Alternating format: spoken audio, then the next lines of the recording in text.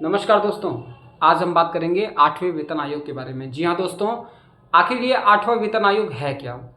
दोस्तों, भारत सरकार हर 10 साल पे एक वेतनमान फिक्स करती है, जिस वेतनमान को अगले 10 साल तक चलाया जाता है। जैसे दोस्तों, मैं एक एग्जांपल आपको देता हूँ कि सन 2016 में जब 7वां वेतन आयोग लगा था, तो 2016 में जो वेतनमान लगा या जो बेसिक पे लगा, उसी बेसिक पे या वेतनमान के आधार पे आपका अगले 10 साल तक उसी बेसिक पे पर आपका भत्ता और अदर चीज़ें जुड़ के आपका वेतन मिलता रहेगा।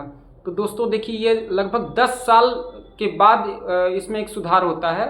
तो यह एक बहुत बड़ी प्रक्रिया मानी जाती है, क्योंकि आप देखते हैं कि जिस तरीके से आज के समय में महंगाई बढ़ रही है, अदर चीज़ें बढ़ रही हैं, जिस तरीके से आप देखते होंगे कि आप किसी भी प्रॉपर्टी को लेने जाएं तो आज के समय में मिनिमम 1 करोड़, 80 लाख, 1 करोड़, 2 करोड़, 4 करोड़, और यहाँ तक कि अब देखा जा रहा है कि बड़े बड़े शहरों में अगर आप देखें तो कोई कीमत की कोई लिमिट ही नहीं है, अनलिमिटेड कीमत बढ़ती चली जा रही है।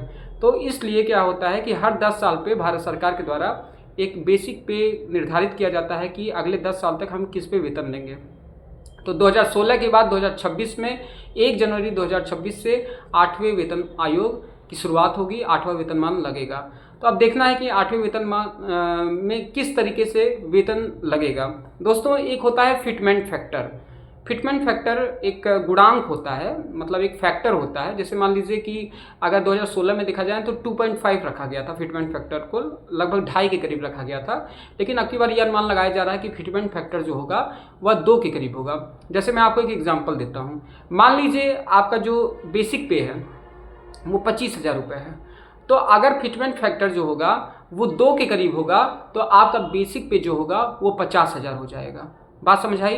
अभी तक जो आपका बेसिक पे 25,000 चल रहा है, अगर 2026 में आपका फिटमेंट फैक्टर गवर्नमेंट ने 2 रखा है तो वह आपका जो वेतन बेसिक पे होगा वह 25,000 की जगह 50,000 हो जाएगा। लेकिन 2016 में 2.5 रखा गया था, लेकिन अभी तक जितने मीडिया हाउस है और अदर चीज़ें हैं उस पर जो अनुमान लगाया गया है उसके तहत तो यही देखा जा रहा है कि जो फिटमेंट फैक्टर होगा वो 1.97, जो कि अर्थात लगभग 2 के करीब क्या करते हैं होने की संभावना मानी जा रही है। और दोस्तों, ये जो इसकी जो मांग है, जो कर्मचारी जो मांग कर रहे हैं वो 2.86 की मांग कर रहे हैं कि हमारा जो फिटमेंट फैक्टर होना चाहिए वो 2.86 रखा जाए। अब देखिए होता क्या है, आने वाले समय में ये तो सरकार डिसाइड करेगी कि आखिर होगा क्या। लेकिन जिस तरीके से 10 साल एक बहुत बड़ा समय होता है। आप सोचिए दोस्तों कि जिस तरीके से पिछले 5 साल 6 साल में दुनिया बदली है, अर्थव्यवस्था बदली है, और अभी हाल ही में आप देखिए कि भारत ने जापान को पिछाड़कर चौथी बड़ी इकोनॉमी बनी हुई है। तो इस तरीके से देखा जाए कि अगले 10 साल में भारत में बहुत बड़ा परिवर्तन होने वाला है।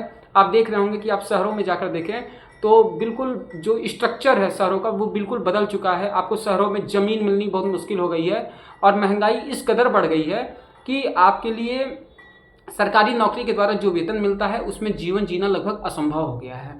आप यदि बेंगलोर चले जाएं, आप दिल्ली चले जाएं, चेन्नई चले जाएं, आप कोलकाता चले जाएं, आप अहमदाबाद चले जाएं, तो इन सब जो मेट्रो सिटीज़ में अगर आप देखेंगे तो जो गवर्नमेंट जो सैलरी देती है वो सैलरी निश्चित तौर पे जीवन यापन के लिए बहुत कम है, और कहीं ना कहीं वह एक चिंता का सबब जो सरकारी कर्मचारियों के लिए बनती चली जा रही है। आने वाले समय में जो कॉर्पोरेट जो कल्चर है वह बहुत ज़्यादा बढ़ा है। आप देख रहे होंगे कि पिछले 10 साल में जो प्राइवेट सेक्टर है उसने बहुत ज़्यादा ग्रो किया है, खासकर आईटी सेक्टर ने तो बहुत ज़्यादा ग्रो किया है, और भी सेक्टर हैं उनमें भी बढ़ोतरी हुई है। तो वो जो कॉर्पोरेट कल्चर है उसने कहीं ना कहीं गवर्नमेंट जॉब को एक चैलेंज दिया है, क्योंकि अगर आप देख रहे होंगे कि पिछले 10 सालों से यह देखा जा रहा है कि लोग गवर्नमेंट जॉब करने की अपेक्षा प्राइवेट जॉब में अपनी इंटरेस्ट, अपनी रुचि ज़्यादा दिखा रहे हैं। खासकर आप अगर मेट्रो सिटीज़ में जाएंगे, आप साउथ में जाइए दोस्तों, आप दिल्ली जाइए, आप मुंबई जाइए, आप अहमदाबाद जाइए, आप जितने भी मेट्रो सिटीज़ है वहाँ पर अगर आप जाएंगे तो वहाँ का जो युवा है वह गवर्नमेंट जॉब की तैयारी नहीं करना चाहता, वह अपने आप को गवर्नमेंट जॉब में नहीं रखना चाहता। वो अच्छी सैलरी लेना चाहता है, अच्छे पैकेज लेना चाहता है, अच्छे एमएनसी में काम करना चाहता है, क्योंकि दोस्तों मल्टीनेशनल कंपनी आपको 1 साल में 50 लाख तक का भी पैकेज देती है, 50 लाख से लेके 1 करोड़ 1.5 करोड़ तक का भी पैकेज देती है। यह आपके टैलेंट के ऊपर है कि आप कितना उसमें क्या कहते हैं धन उपार्जन कर सकते हैं। लेकिन होता क्या है कि अगर आप गवर्नमेंट सेक्टर को अगर आप देखेंगे तो इसमें बहुत ज़्यादा परिवर्तन नहीं होता है दोस्तों। इसका जो सैलरी का स्ट्रक्चर है वो इतना लिमिटेड है, इतना आपको लिमिटेड बांध के रखता है कि आपको एक तो पहली बात है कि जो इंक्रीमेंट है वो धीरे धीरे लगता है, और इंक्रीमेंट और महंगाई भत्ता भी एक लिमिटेड वर्जन में दिया जाता है कि भाई 53% है, 55% है।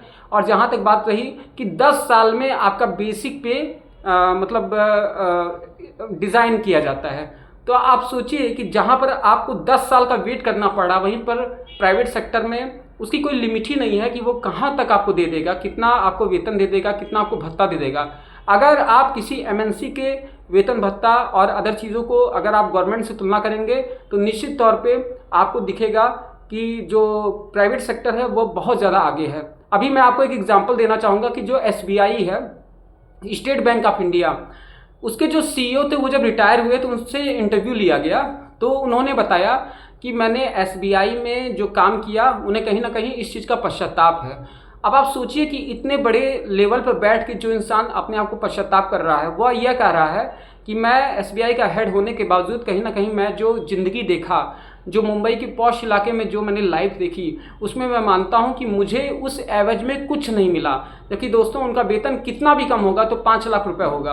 आप ज़्यादा से ज़्यादा आप देख सकते हैं कि गवर्नमेंट सेक्टर में 5 लाख मैक्सिमम सैलरी होती है, लेकिन अगर आप वही प्राइवेट सेक्टर में देखें तो वहाँ पर क्या कहते हैं 50 लाख, 60 लाख, 80 लाख, 1 करोड़, 1.5 करोड़ के पैकेज दिए जाते हैं। इसी से आप अनुमान लगाइए कि मतलब जो हमारे देश का युवा है वो क्यों प्राइवेट सेक्टर की तरफ अपनी रुचि को दिखा रहा है।